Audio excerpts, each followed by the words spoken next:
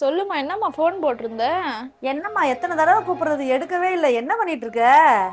வேலை பார்த்துக்கிட்டு இருந்தேன். வந்து எடுக்கிறதுக்குள்ளேயும் ஃபோன் கட் ஆயிடுச்சு. சரி, வேலையெல்லாம் முடிச்சுட்டு உட்காரும்போது பேசலாம்னு நினைச்சேன். இப்ப கூட வேலை தாம்மா பார்த்துக்கிட்டு இருக்கேன். துணி மடிச்சுக்கிட்டு இருக்கேன். ஏம்மா அவன் மாமியா எங்க போனாங்க? என் மாமியா எங்க போனாங்கன்னு தெரியலம்மா. வெளியில தான் போனாங்க, எங்க போனாங்கன்னே தெரியல. ஏன்பா போகும்போது பிள்ளைகளை கூட்டு போனாங்களா இல்லையா? அவங்க எங்க போறாங்கன்னே தெரியல. எங்கேயோ அவசரமா போயிருக்காங்கன்னு நினைக்கிறேன். பாப்பாவும் தம்பி வீட்டுலதான் இருக்காங்க. ஏன்பா பிள்ளைகளைவாது தூக்கிட்டு போனேன், அதுவும் இல்லாம உன்னைய போட்டு இவ்வளவு வேலை வாங்குறாங்க. நீ எல்லாம் மாமியார வைக்கிற இடத்துல வையுமா, இப்படி எல்லாம் இடம் கொடுத்தேன்னா அப்படிதான் பண்ணுவாங்க. நான் சொல்ல சொல்ல நீ கேட்கவே மாட்டேங்கிற. மா, என் மாமியாரை பத்தி எனக்கு தெரியும்மா. என் பிள்ளைகளை பார்த்துக்க எனக்கு தெரியாதா? சரி நீ வையி, என்ன சொன்னாலும் கேட்க மாட்ட, போனை வையுமா. ஆ.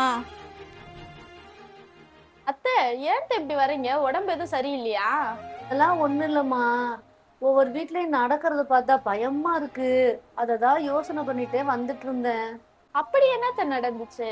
இல்லம்மா, மாமியார்கிட்ட நல்லா இருக்கும் தண்டி வாங்கி சாப்பிட்டு அதுக்கப்புறம் காய்ச்ச தலைவலி வந்தா கூட பார்க்க மாட்டேங்கிறாங்க. அததான் நினைச்சு கொஞ்சம் பயமா இருக்கு.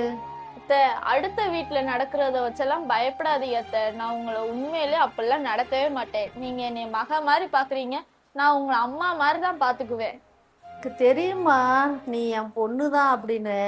ஆனா இருந்தாலும் மருமக மருமகதான் சொல்றாங்கல்ல, அதெல்லாம் நினைக்கும் போதுதான் எனக்கு கொஞ்சம் கஷ்டமா இருக்கு.